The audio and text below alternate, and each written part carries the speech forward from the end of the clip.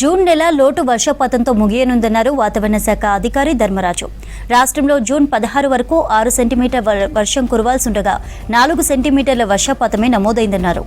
July, August నెలలో ఎక్కువగా వర్షాలుంటాయంటున్న వాతావరణ శాఖ అధికారి ధర్మరాజుతో కల్పన ఫేస్ టు ఫేస్.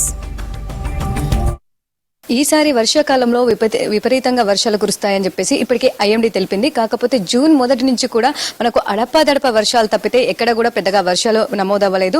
గత వారం కింద చూసుకున్నట్టయితే అక్కడక్కడ భారీ వర్షాలు నమోదయ్యాయి. ప్రస్తుతం చూసుకున్నట్టయితే కూడా మనకు క్లౌడీ వెదర్ కంటిన్యూ అవుతుంది. దాంతోపాటు తేలికపాటి వర్షాలు తప్పితే కూడా పెద్దగా వర్షాలు కూడా కురవడం లేదు. మరి దీనికి సంబంధించి మరిన్ని విషయాలు తెలుసుకుందాం. మనతో పాటు వాతావరణ శాఖ అధికారి ధర్మరాజు గారు ఉన్నారు. ఒకసారి వారితో మాట్లాడదాం. సార్, ఈసారి చూసుకున్నట్టయితే కూడా గత సంవత్సరంతో పోలిస్తే అధిక వర్షాలు ఉంటాయి, ఎక్కువగా వర్షాలు కురుస్తాయని చెప్తా ఉన్నారు. కాకపోతే జూన్ మొదటి నుంచి కూడా మనకు అడపాదడప వర్షాలు తప్పితే కూడా ఎక్కడా పెద్దగా వర్షాలు కనిపించలేదు. దాంతోపాటు గత వారం నుంచే మనకు వర్షాలు కనిపిస్తా ఉన్నాయి. జూన్ మొదటి నుంచి కూడా ఎండ తీవ్రత కనిపించింది. అంటే ఎందుకు ఇట్లాంటి భిన్నమైన వాతావరణ పరిస్థితులు కనిపిస్తా ఉన్నాయి? ప్రస్తుతం కనుక చూసుకున్నట్లయితే ఈ నైరుతి ఋతుపవనాలు అనేవి కేరళ తీరాన్ని తాకి ఇటు తెలంగాణ రాష్ట్రానికి రావడానికి పట్టిన వ్యవధి కూడా ఒక ముందస్తుగానే రావడం అనేది జరిగింది.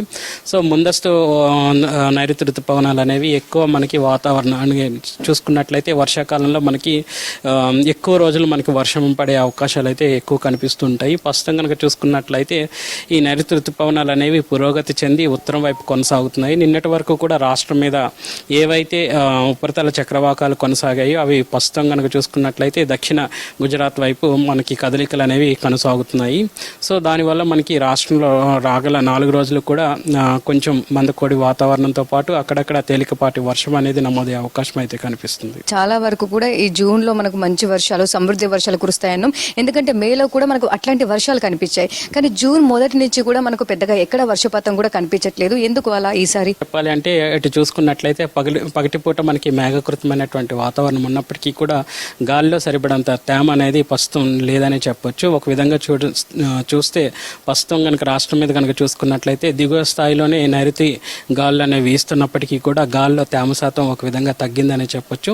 సో ప్రస్తుతం కనుక చూసుకున్నట్లయితే గత కొన్ని రోజులుగా ఈ నైరుతి ఋతుపవనాలు అనేవి ఈశాన్య రాష్ట్రాల వైపు చురుగ్గా కదులుతూ అనేవి చూడొచ్చు. గత 2 రోజులుగా మనకి రాష్ట్రం మీద పడుతున్నటువంటి వానల ప్రభావం వల్ల ఒక విధంగా గాలిలో తేమ శాతం పెరిగిందనే సూచన అనేది ఇచ్చినప్పటికీ కూడా ప్రస్తుతం గాలిలో తేమ శాతం తగ్గి మనకి పగటిపూట మేఘకృతమైనటువంటి వాతావరణం ఉన్నప్పటికీ కూడా ఈవెన్ సాయంత్రం సమయంలో కూడా మనకి మేఘకృతమైనటువంటి వాతావరణం ఉన్నప్పటికీ కూడా ఎక్కడ కూడా భారీ వర్షాలు పడే అవకాశాలు అయితే లేవు. 4 రోజుల పాటు తేలికపాటి వర్షం అని చెప్తా ఉన్నారు. ఏ జిల్లాలకు సంబంధించి అలర్ట్స్ జారీ చేశారు?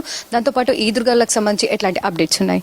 ముఖ్యంగా చూసుకున్నట్లయితే ఈ రోజు కనుక చూసుకున్నట్లయితే రాష్ట్రం అంతటా కూడా తేలికపాటి వర్షాలు అనేవి ఉండే అవకాశం అయితే కనిపిస్తుంది. ఈ తేలికపాటి వర్షాలతో పాటు మనకి ఈదురుగాలుల ప్రభావం గంటకు 30 నుంచి 40 కిలోమీటర్ల మేర గాలి తీవ్రత కూడా ఉండే అవకాశం అయితే కనిపిస్తుంది.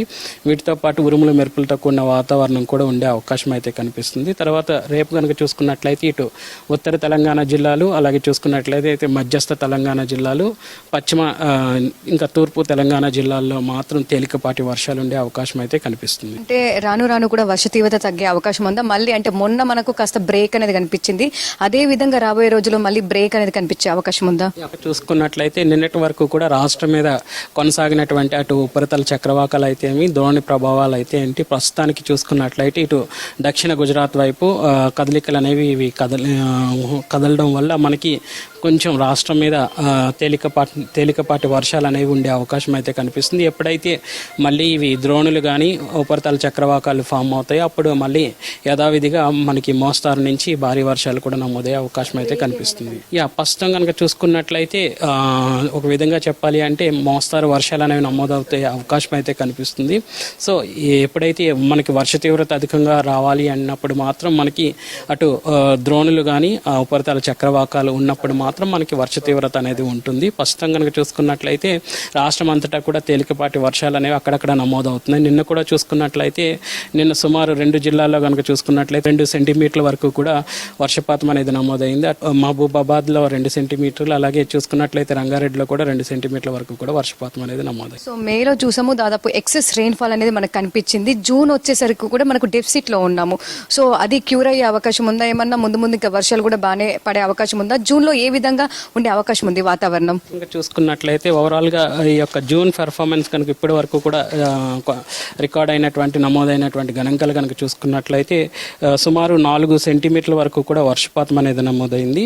సగటున మనకి 6 సెంటీమీటర్ల వరకు కూడా ఇప్పటి వరకు ఈ రోజు 16 జూన్ వరకు కూడా నమోదు అవ్వాలి.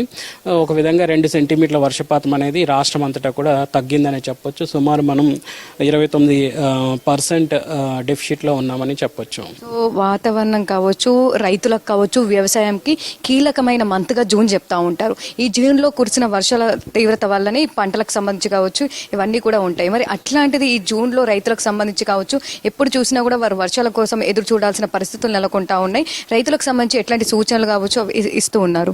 చూసుకున్నట్లయితే ఈ 2 రోజులు కూడా తేలికపాటి వర్షాలు అనేవి కురిసే అవకాశం అయితే కనిపిస్తుంది. ముఖ్యంగా వాటర్ కన్జ్యూమింగ్ క్రాప్స్ కాకుండా ఏదైతే పంటలు ఎక్కువ వాటర్ని తీసుకుంటాయో ఆ పంటలు కాకుండా వాటర్ లెస్ కన్జ్యూమింగ్ క్రాప్స్కి వెళ్ళాలనేసి, అలాగే ముఖ్యంగా ఈ 2 రోజులు కూడా తేలికపాటి వర్షాలు అనేవి ఉంటాయి కాబట్టి ఇటు భూమిని సిద్ధం చేసుకొని సాగుకు సిద్ధం చేసుకోవడానికి కూడా అనుకూల సమయం అనేసి సూచించడం జరిగింది.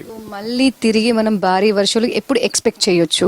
కనుక చూసుకున్నట్లయితే నైరుతి ఋతుపవనాలు అనేవి ఉత్తరం వైపు కొనసాగే అవకాశం అయితే ప్రస్తుతం కనిపిస్తుంది.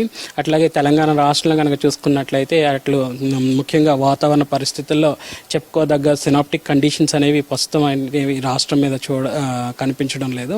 బట్ ఎప్పుడైతే సినాప్టిక్ కండిషన్స్ అనేవి మళ్ళీ ఫామ్ అవుతాయో అప్పుడు మాత్రం మనకి మోస్తారు నుంచి భారీ వర్షాలు నమోదే అవకాశం అయితే కనిపిస్తుంది. సో ఉదయం నుంచి చూస్తూ ఉన్నాము హైదరాబాద్ వ్యాప్తంగా కూడా మేఘావృతమైన వాతావరణం కనిపిస్తూ ఉంది. సో ఈ రోజుకి సంబంధించి GHMC లో ఎట్లా ఉంటుంది, వర్షాలకు సంబంధించి ఎలాంటి అప్డేట్స్ ఉన్నాయి? ఈ రోజు కనుక చూసుకున్నట్లయితే ఇటు మన GHMC ఏరియాలో కనుక చూసుకున్నట్లయితే తేలికపాటి నుంచి మోస్తారు వర్షం అనేది నమోదయ్యే అవకాశం అయితే కనిపిస్తుంది. ముఖ్యంగా అటు సాయంత్రం కానీ ఇటు మధ్యాహ్నం సమయంలో కానీ మనకి తేలికపాటి వర్షం అనేది నమోదయ్యే అవకాశం అయితే స్పష్టంగా కనిపిస్తుంది. ఓవరాల్ గా చూసుకున్నట్టయితే జూన్ మంత్ లో కురవాల్సిన వర్షాల కంటే కూడా తక్కువగా కురిశాయని, ప్రస్తుతం అయితే డెఫిసిట్ లో ఉన్నామని చెప్తున్న సిచ్యువేషన్స్ ఉన్నాయి. కెమెరా పర్సన్ అనిల్ తో కల్పన, V6 న్యూస్, హైదరాబాద్.